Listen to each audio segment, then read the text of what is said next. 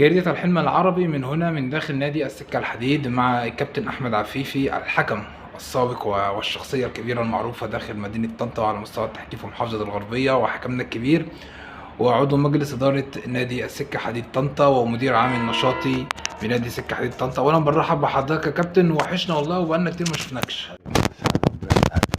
حضرتك كل سنه وحضرتك طيب، وشرفتونا النهارده في نادي السكه حديد طنطا بيت الرياضه بالغربيه.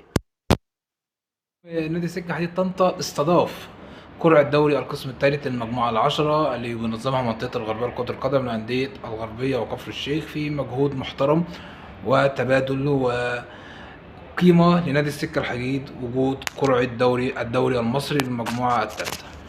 بسم الله الرحمن الرحيم. قبل اي حاجه اقول لحضرتك احنا نورتنا يا كابتن سعد، واحنا تحت امر منطقه الغربيه في اي وقت. احنا كيان من وسط كيان منطقه الغربيه، والباشمهندس مجدي ناشد المدير التنفيذي المنطقه لما اتصل بيا قال لي يا كابتن عفيف عايزين نعمل القرعه عندكم، فقلت له حاضر حضرتك استنى. قلت له 5 دقائق استاذن الرئاسه الباشمهندس احمد عشماوي والحاج سعيد عيسى نائب رئيس مجلس الاداره. قال له يا كابتن عفيف احنا تحت امرك في اي حاجه، واحنا تحت امر منطقه الغربيه وده بيتهم، وزي ما قلت لحضرتك في الغربيه بيت الرياضه بالغربيه هو نادي السكه حديد طنطا. انت كنت حاضر القرعة النهارده، الحمد لله. كيف ترى القرعة وكيف ترى دوري القسم الثاني وحضرتك كنت حكم؟ ايوه، فدي بيبقى لها شق كروي تاني أيوة. متعب شوية. هو حضرتك كان في شفافيه في القرعه زي ما انت شفت حضرتك النهارده كانت موجوده.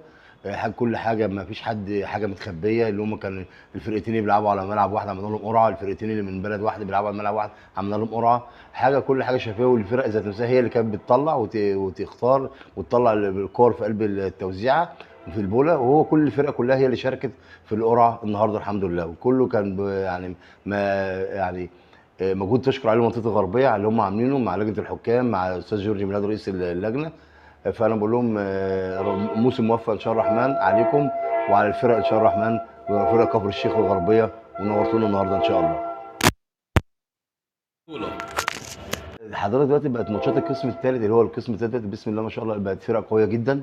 اما تيجي تبص النهارده للمجموعات الغربيه وكفر الشيخ النهارده فيها نادي سمنود الرياضي، نادي شباب سمنود، نادي شباب بسيون، نادي اتحاد بسيون، سخا الزعفران، شباب قليل مركز شباب قليل، نادي قليل الرياضي، النادي سيدي سالم، محله حسن، نادي عصمصون، يعني عشان ما ننساش اي حد يعني في الفرق.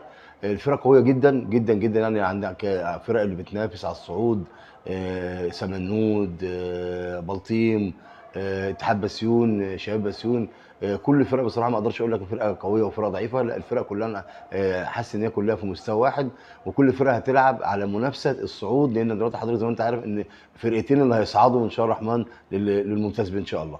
شكرا حاجة وكباتن وسعداء بوجودنا مع حضرتك. حبيبي يا كابتن سعد، احنا متشكرين بيكم في بيتكم بيت الرياضه بالغربيه نادي السكه حديد طنطا.